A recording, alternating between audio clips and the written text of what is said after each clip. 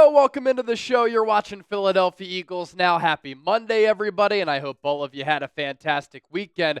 Coming up on today's show, we're going to take a deep dive look at this Philadelphia Eagles roster going into training camp because ESPN ranked all 32 starting lineups in the NFL, and they projected the lineups, what they could look like on offense and defense, listing the top strengths on each team, the biggest weaknesses on each club, and an X factor to look out for, in addition to a non-starter.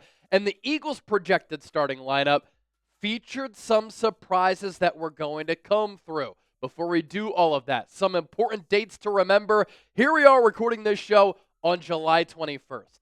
How exciting is this, that the defending Super Bowl champions start training camp tomorrow, Tuesday, July 22nd. First practice at the NovaCare Complex in South Philly on Wednesday. Preseason opener going to be here before we know it. We'll do a watch party for that game and every single game this year against the Cincinnati Bengals. The Eagles will have an open practice at Lincoln Financial Field on August 10th, a couple of days after that preseason opener. Then it's the regular season opener after two more preseason games, of course, on Thursday, September 4th against the Dallas Cowboys. That'll kick off the Eagles season and the entire NFL season. Be sure to subscribe. Lock us in for elite coverage right here on Philadelphia Eagles Now. I have you covered every single day. As for ESPN's top starting lineups in the National Football League, here's a look at the top 10. The Philadelphia Eagles, not number one, coming off that Super Bowl championship. Instead, the Birds checking in at number 2 behind the Baltimore Ravens, followed by the Detroit Lions, Buffalo Bills, Kansas City Chiefs, Denver Broncos, Washington Commanders, Los Angeles Rams, Cincinnati Bengals, and the San Francisco 49ers rounding at that top 10. And you look at that list, you can make the argument some teams shouldn't be on there. For instance, look, I know the Commanders made it to the NFC Championship game last year, but they have 30 players or 31 players who are 29 years old or older. They have some talent for sure, but I think the age of that roster should either knock them out of the top 10 or bump them down lower. And the Eagles being number 2, I know that the top rosters there are close. They're all stacked, but I think Philadelphia has the most complete team in the NFL. They have star-level talent. They have really good depth. That is combined with a lot of youth on this team, and we're talking about a team that just won the Super Bowl. So you can have some arguments there with you and your friends as to the particular order of those top 10 rosters. As for what ESPN had to say about some of the nuances of this Eagles roster, looking ahead to 2025, let's take a look at the Eagles' biggest strength. It's offensive tackle. No surprises there. ESPN saying that the defending champs have many strengths, but it's tough to beat arguably the league's top tackle duo with Jordan Mailata manning the left side and Lane Johnson on the right. Mailata ranked among the top tackles in Pro Football Focus grade, pass block win rate, and run block win rate in both 2023 and in 2024. Johnson, 35 years old, but hasn't lost a step, ranking top 10 among tackles in pass and run block win rate last year. Lane Johnson also said, "I feel as though I'm just getting to my peak." Jordan Mailata, on the other hand, I thought he should have been a first-team All-Pro last year ahead of Tristan Wirfs because he graded out better, according to Pro Football Focus. And that Eagles offensive line, it's so multiple. It allows you to win in a variety of ways, in a variety of different weather circumstances.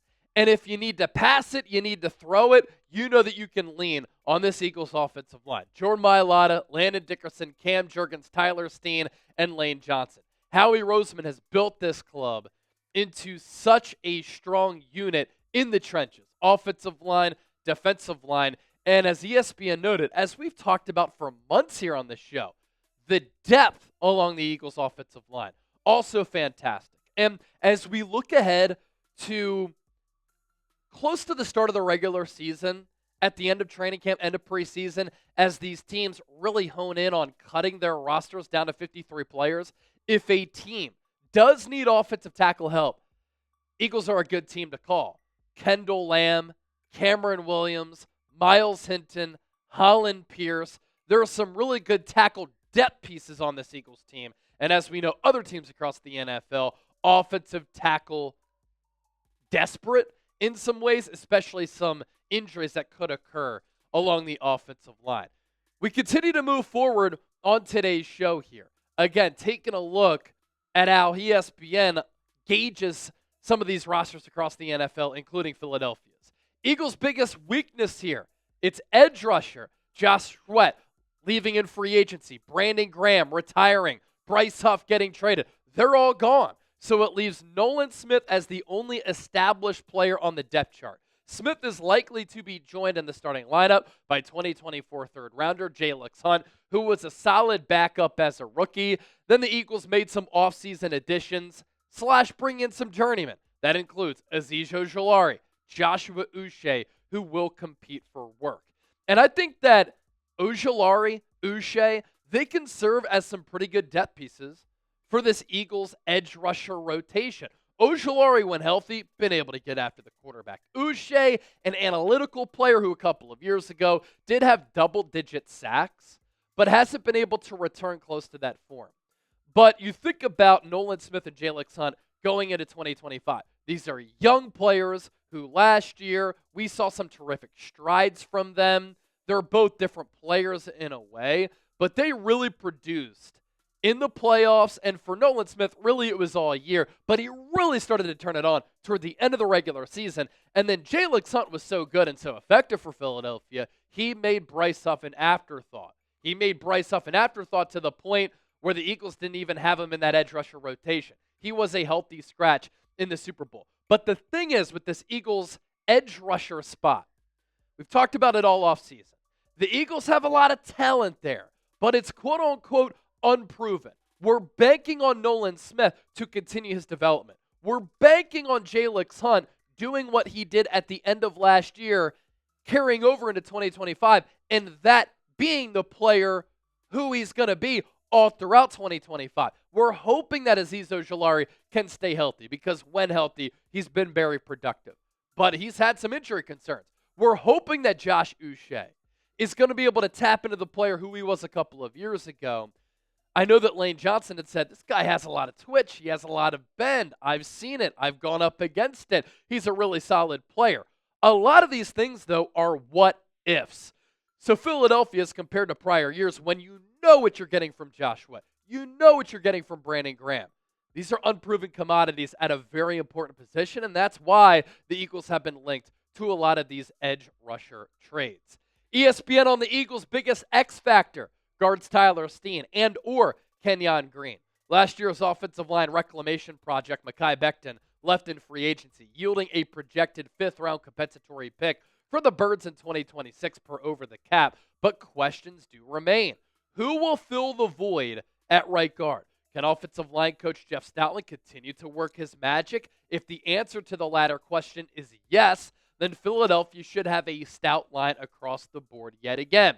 And thinking about right guard, this is Tyler Steen's job to lose. If he doesn't win the right guard role, it's a bad job by him. He's had every opportunity and will have every opportunity to earn this role. He had that opportunity last year. He got hurt. Mekhi Becton seized it. But now that Becton is gone, the Eagles used a third-round pick on Tyler Steen, a former offensive tackle at Alabama and Vanderbilt, graded out very well in the pre-draft process, had a fantastic relative athletic score. Great.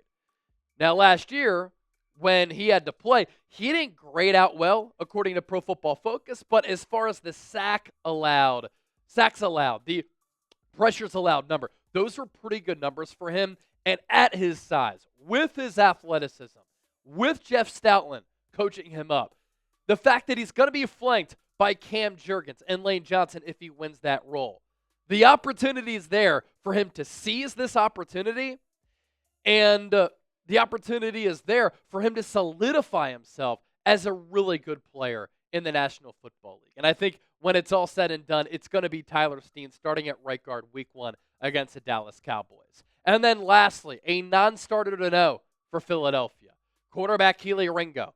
Ringo hasn't gotten on the field much since the Eagles took him in the 4th round in the 2023 draft, says ESPN. He played only 10 snaps or more in 3 games last year, but he has shown some promise and limited playing time with above-average coverage DVOA in both years that he's been in the league. He's got the physical tools, 6'2", 4.36 speed, but he's inconsistent. If veteran Adoree Jackson falters, Ringo could earn the starting spot, replacing Darius Slay. Of course, this will be a marquee training camp battle. Obviously of note, ESPN here does not have Kelee Ringo as a starter opposite of Quinyon Mitchell. More on that in a moment. But I think this is also his job to lose. Clearly, with what the Eagles have done this offseason, they're banking on this youth movement. They're banking on these young players continuing in their development arcs, and they're banking on this coaching staff maximizing these players. Tyler Steen at right guard, Kelee Ringo at corner. You're hoping that either Sidney Brown or Drew Makuba can earn that role opposite of Reed Blankenship at that safety spot. Ringo does have the traits. Great size, great physicality, fantastic speed. ESPN knocking him on his inconsistencies, but his playing time has been inconsistent. Hard for a player to be consistent if they're not steadily on the field. Got to give Ringo credit where credit is due. Last year when he had those opportunities to play, I thought he played well. And then he really maximized his role as a special teamer for that third phase of the game for Philadelphia. Now coming up next, some surprises to Philadelphia's depth chart from ESPN going into training camp. Stay tuned for that, but got to tell you about our fantastic sponsor, our friends at Brunt. For me, obviously I love talking football. I'm a talk show host here at Chat Sports, talking birds every single day year-round. I do have some hobbies outside of work. For instance, I love woodworking. And if you've been doing some hard-nosed jobs, have you ever worn work boots that are really uncomfortable? It's the worst. It makes long days even tougher. It makes hard work even harder. That's why I made the switch to Brunt. Give your feet a breather with Brunt. See the products for yourself at bruntworkwear.com/chat. And when you use the code chat, we have a fantastic deal that we want to tell you about. These Marin boots, they're so comfortable. They are durable. They're made to last, lightweight, waterproof, slip and oil resistant. They're also heat resistant and electrical hazard rated. Brunt's best-selling Marin boots, not only built for the toughest job sites, they're completely waterproof, whether it's rain, mud, standing water. Your feet will stay dry. From oily workshop floors to muddy farm fields, everywhere in between. These soft-toe boots, built for workers across a variety of trades. It's not just about work boots either from Brunt. They offer a full range of high-performance gear built for tough jobs. All of their products very affordable as well. From heavy-duty work pants to weather-resistant jackets, Brunt designs durable, reliable workwear to keep you protected and productive in any condition. Brunt knows they have the best boots on the planet, so they'll also let you try any of their products on the job. Founder Eric Girard grew up blue collar, started Brunt Workwear after his friends in the trades kept telling him about the big brands and how they stopped listening and hadn't changed in 100 years. They had sold out to become fashion brands. His buddies encouraged him to start a brand built for them, and that's why all Brunt products are named after the guys he grew up with, real hard-working tradesmen. So Brunt was tired of the workwear brands cutting corners. You work too hard. We all work too hard to be stuck in uncomfortable boots that don't hold up. So they built something better.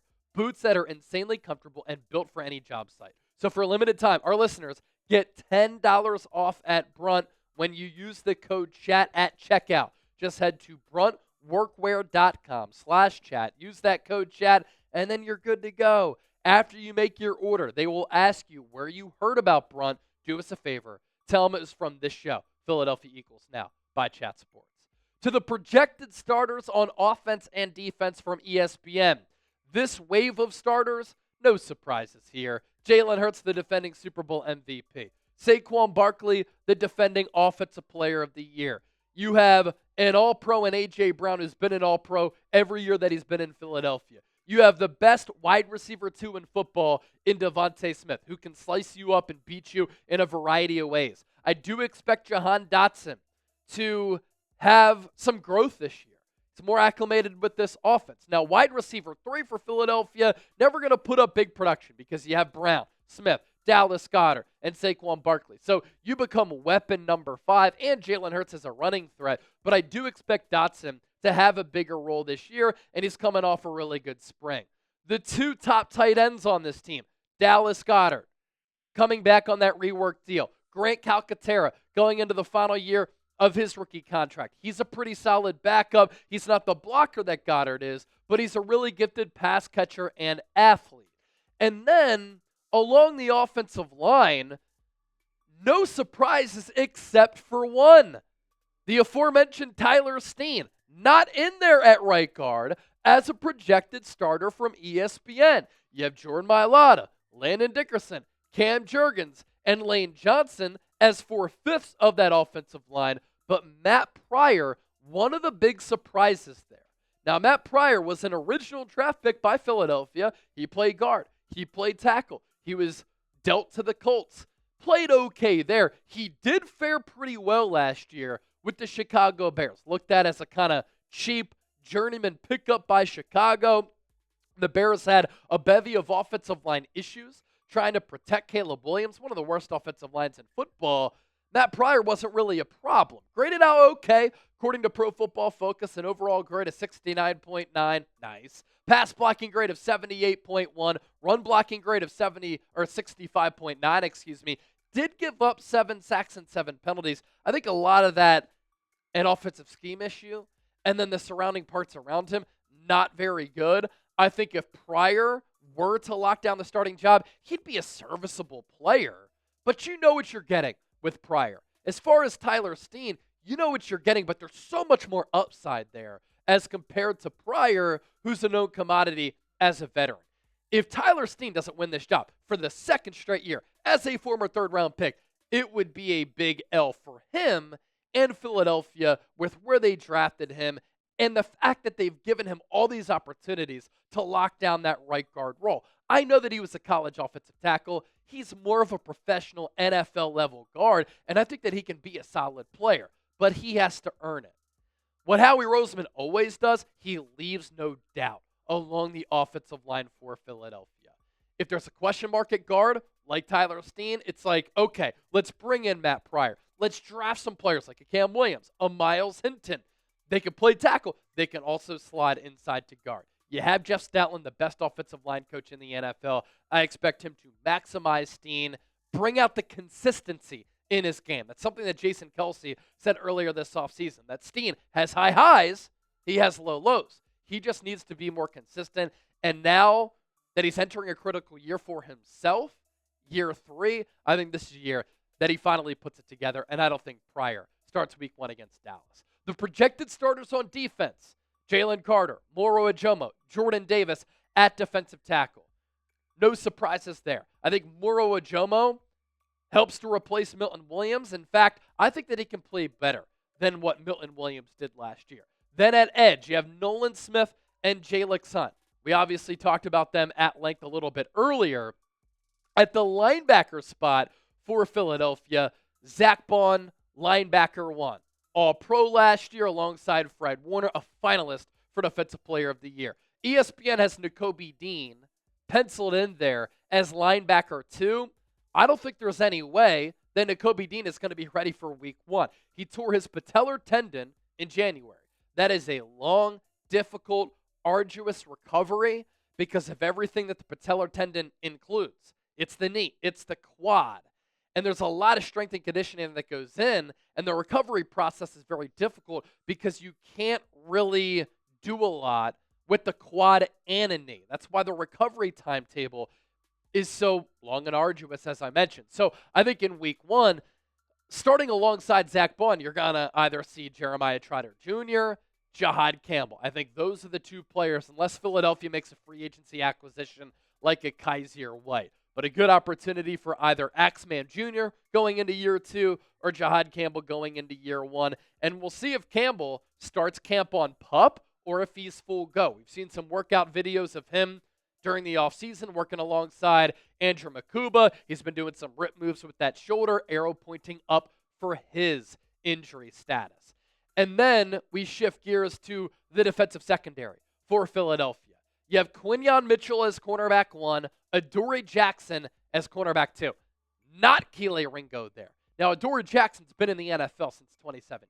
He's played some really good football throughout his career. But again, ideally, you want Tyler Steen, a young player, starting at right guard. You want Kelee Ringo, a former fourth-round pick, starting and continuing his ascent as a young player. As a veteran backup, Adoree Jackson, great. But the upside of Kelee Ringo a lot higher. 6'2", over 200 pounds with that 4.3 speed. In the slot, Cooper DeJean, I think that this year he could be an all-pro. The starting defense really took a turn in a positive direction coming off of the bye week last year.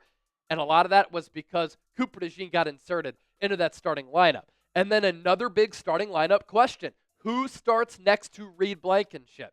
ESPN has their rookie second-round pick, Andrew Drew Makuba, the safety out of Texas, starting at that third level under Vic Fangio. He has ball skills, lowest passer rating when targeted among safeties in college football last year, had picks, had pass breakups. Slighter, smaller, but he can really stop the run. It's going to be a very interesting secondary alignment throughout training camp and in the preseason. And of note, too, Vic Fangio even said it's going to take a little while. Training camp practices, multiple preseason games to figure out cornerback 1, to figure out starting safety, and of course, with that injury to Nakobe Dean, we'll see who starts alongside Zach Bond as LB2 as well.